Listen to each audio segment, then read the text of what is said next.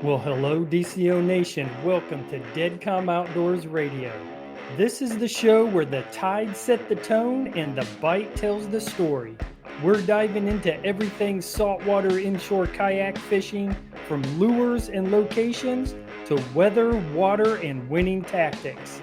If it helps you hook up on more fish, we're talking about it right here. So grab your paddle, check your drag, and here we go.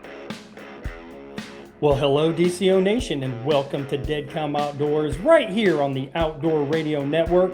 My name is Chris, and just like every week, I would like to invite you guys to follow me on all the social medias, Instagram, Facebook, Spotify, YouTube. If you guys are into the long form videos, you just search Deadcom Outdoors, and then we can get connected. So we are going to keep the intro very short because I want to dive in and I want to pick this guy's brain.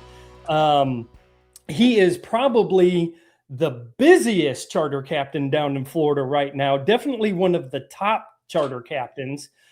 He is the host of the Captain's Log TV show on the Discovery Channel and on Waypoint. And if I missed something, you let me know.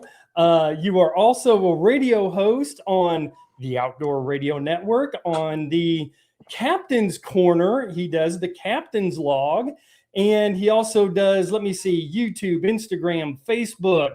Is there anything else, Captain Jonathan Moss, that you can squeeze in there to do? Hey, listen, when I was a kid, my dad was telling me about, marketing and business. He always said publish or perish. So, buddy, we're trying to be everywhere and everything to everyone. So regardless if you're on social media or you're on the YouTube side or you want to watch over on Waypoint or Discovery, we're trying to just provide entertaining, educating fishing content for our viewers and the anglers all over the country. Yeah, and I tell you what, the Captain's Log TV show, absolutely love it.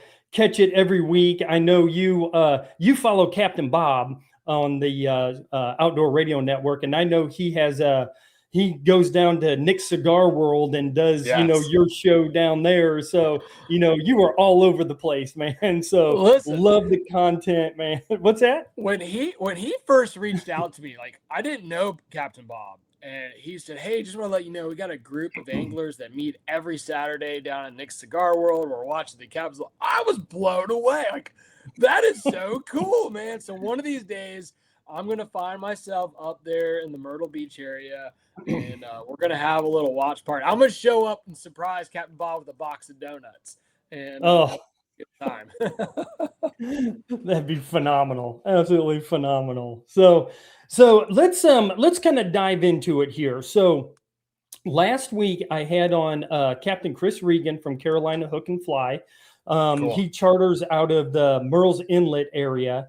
And so I'm kind of working my way around the Gulf states, East Coast, and trying to figure out and kind of inform people of the different regions and this spring transition, this winter to spring, and what you guys are seeing out on the water. So let's kind of start with, the winter is now fading into spring, even though we're getting this front coming through. I've got freeze warnings tonight, but how are the fish behaviors, starting to change right now?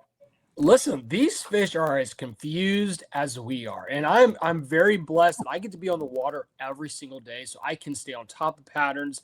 But even when you think you have something dialed in, you'll have a wind change, you'll have a pressure change, you'll have a moon phase change, you'll have a front coming through. So you've really got to be on your toes. And what I mean by that is I'm showing up to my charters with several options. I've got popping corks with the DOA shrimp underneath it.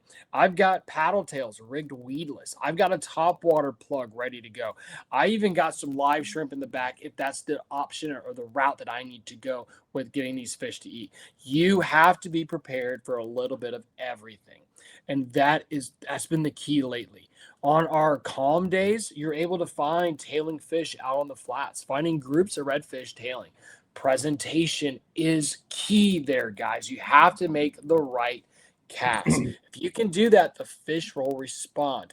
If you're struggling with the cast and you're hitting them on the tail, especially here in Central Florida. I was talking to a friend of mine, Captain Trevor, over in Texas this afternoon, and he's posted another video of him on his big tower boat. He's up high, and this redfish is swimming right at him, and he just does a nice little 10-foot pitch right in front of the fish, and the fish responded and ate it. And I told him, I said, listen, that's not how it works here in Central Florida. You have to make the right presentation, or these fish aren't going to respond. So that's for the redfish. We're finding redfish in, 1.5 feet of water, feeding on shrimp, feeding on mullet, feeding on crabs. For the trout, I've been finding speckled sea trout in deep troughs. Our water is still in the 70s. Today it was mid 70s. Water came up yesterday because of all the rain we had last night. But I'm expecting a drop in water temperature because of the air temperature dropping tonight, about a 40-degree temperature change between this afternoon and tomorrow morning.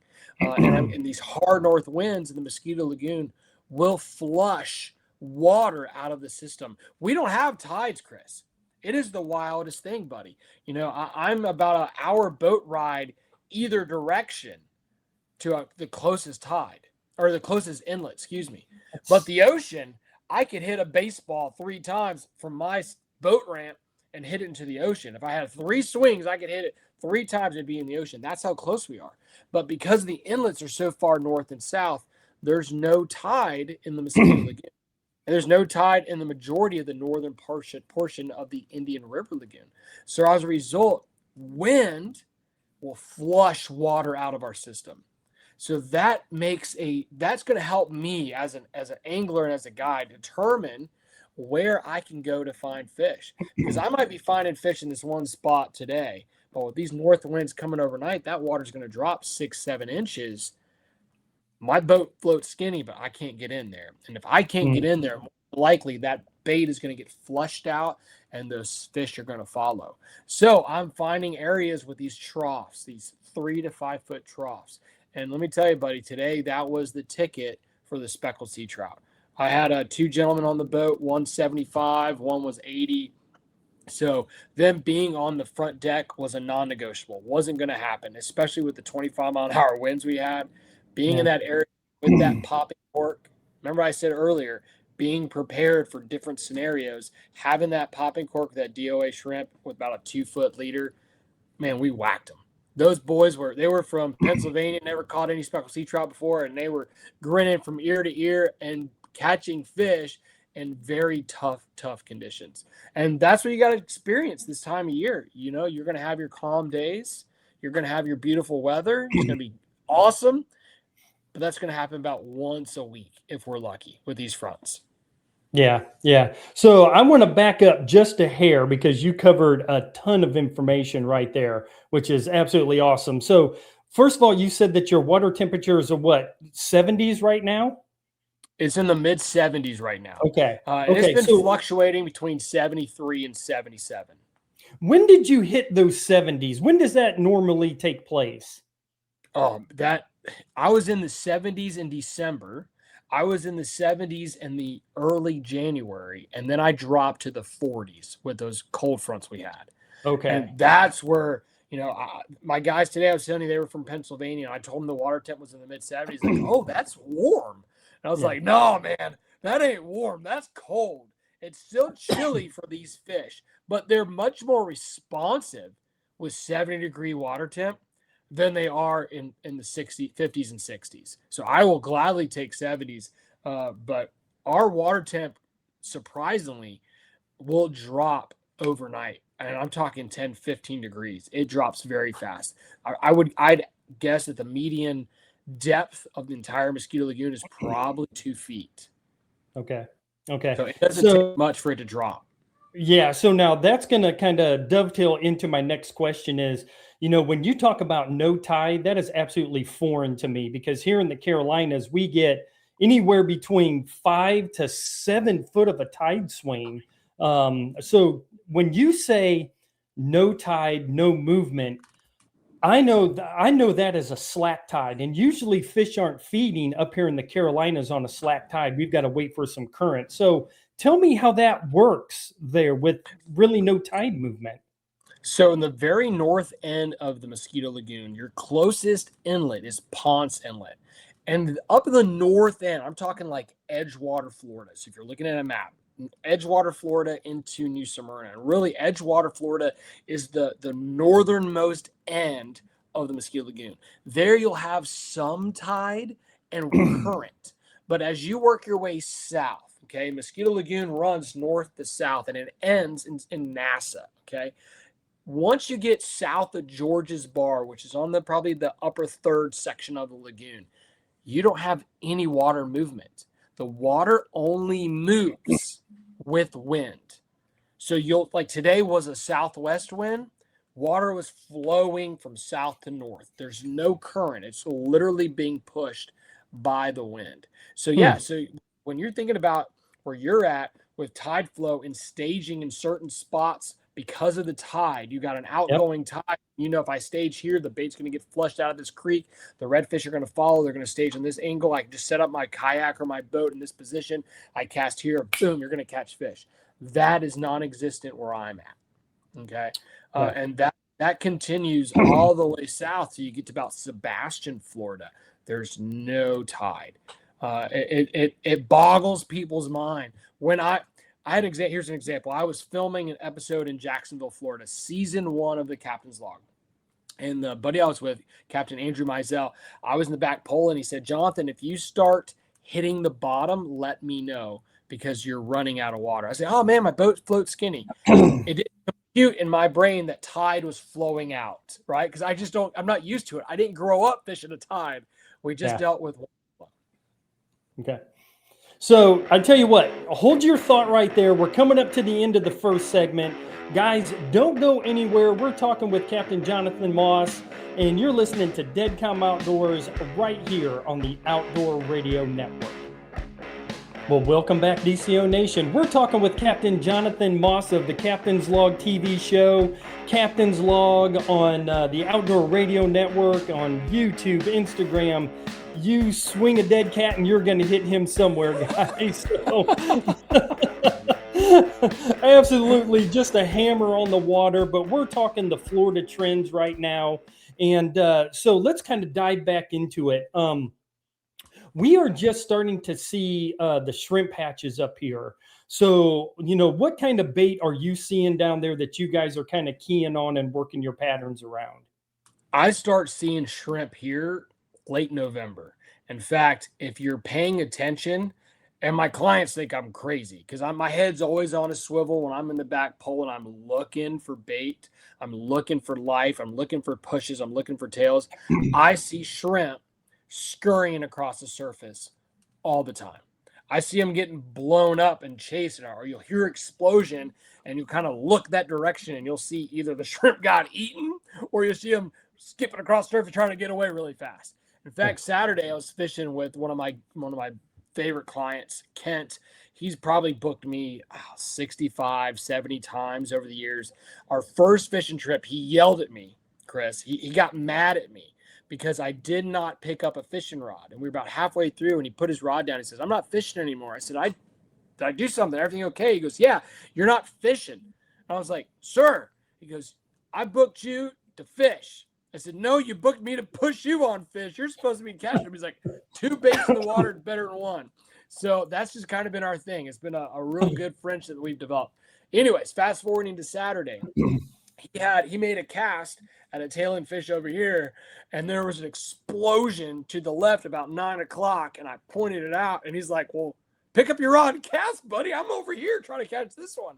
And I'd seen this trout blow up and shrimp scurrying. So I picked up my rod, made a cast. I mean, boom. So you've got to be paying attention when you're out on the water. We've got shrimp. We've got some needlefish blowing up around. We've got mullet. Most of our mullet are a little bit bigger than fingerling size, but I'm okay with the big mullet. What I see a lot happen here is when the big mullet are moving around, the redfish and the trout aren't eating the big mullet. I mean, they're like 12 inches long. They're not choking one of those down, but instead they're stirring up the bottom and stirring up the shrimp and the crabs and the pinfish and the mudfish, the mud minnows, and the redfish are grabbing those. The trout are grabbing those. So if it's a calm day and the water's clear, I got some sunlight, I can see those pools, I'll have people pitch around them and fish around them because you will pick up fish because of the ones that are following the bigger schools of mullet. So that's what we're seeing right now. Yeah, yeah, I'm the exact same way. So, some of the creeks that I fish are probably no wider than maybe 15, 20 feet. And as I see those schools of mullet either, coming at me, I'll throw behind them thinking, the same thing that you're thinking. That's where the redfish or trout or whatever are going to be behind those schools of mullet because they're kicking up whatever, plumes of mud and all that kind of stuff. So yeah, I'm throwing more behind them in my skinny little creeks than in an open bay situation. So, and occasionally we'll have shrimp jump in the boat. They'll skip out of the water and end up inside the cockpit. And, either we throw those in the cooler and that's a shrimp cocktail later, or we throw them underneath the popping cork and throw them up against the mangroves. And that's another great area. When the water is up high enough, or if you find an area that has deeper cuts, you can throw a live shrimp under a popping cork and put it up against the mangroves. And the closer you get, the better. If you're not getting stuck, you're not close enough, because those fish are finding refuge within those root systems. They're ambushing baits. They're able to hide. They're able to act. They act like a largemouth bass, and they're hanging up around structure, and they're doing it for protection from the dolphins as well. But they're up there tight. You can pitch a bait up there, a live shrimp up there, or a small mud minnow or a small mullet, and get up in that zone and having that popping cork so it keeps it in that zone longer. And buddy, hold on, they're going to grab it. And the key is just to pull them out. Yeah, yeah. So I know you're talking about your popping cork. Can you just go over the popping cork rig that you use? Yeah, so I'm using a DOA deadly combo. Believe it or not, popping corks aren't very popular here in Florida. I love them. I think it's like being a little kid and seeing that float go under and brim fishing. But I like to get that popping cork. I like to do orange, high vis. I can see it. I'm doing about 2 feet a leader, depending on what my depth of water is. But typically I'm using 24 inches of fluorocarbon leader, and I'm a 20 guy. I like using 20-pound fluorocarbon. And then attached to that, I have that DOA shrimp, whether it's a gold or a white, or I like to match the bottom, so a golden brim or a root beer, depending on what my structure looks like. Throw it out there, you get tight, then pop. When I pop it, I tell my clients, pop and let it sit. Now you can retrieve as you're popping, so that when it sits, you're already tight. Does that make sense? Because if you have any slack in your line, when that pop cork goes under, if there's slack, you're going to miss that fish. All right. Unless he grabs it and yanks it. And we had several do that today. Unless he grabs it with authority and aggression and takes off with it. If you have slack in your line and you go to set that hook, you're going to miss them, because by the time you come tight, your rod is already up over your head. So I like to pop it, reel in the slack, and let it sit. And I'll let it sit for 2, 3, 4 seconds, because what's going on is that popping cork is sliding, and those beads are hitting it, and it's clicking. And that clicking sound is very much like a shrimp swimming. When you think about a shrimp swimming, its tail is smacking against its belly, right? That's how it propels itself. That's how it moves. It goes backwards to escape getting eaten by a fish. Okay. So that you hear that clicking sound, all of a sudden the fish hears it above and they're looking up, and now that shrimp is sinking down in the zone. So you need to have enough pause in that popping cork between pops. You got to have enough pause to let that shrimp pop up, pause, and let it sink down into the strike zone for the fish to see it. And when they see it, man, they hit it. And I like to put in some, I'm using, he's a fellow host here on the Outdoor Radio Network, Captain or Joe Coolis, Castaway Joe Coolis. I like to put some of his Kodiak scents on it. Here's my thought on that.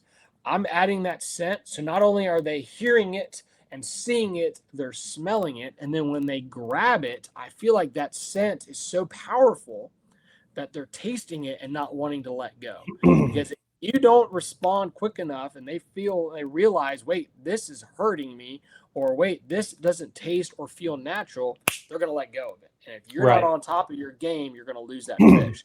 So you're hitting all the senses. You're hitting the sound, you're hitting the sight, you're hitting the scent, you're hitting the flavor.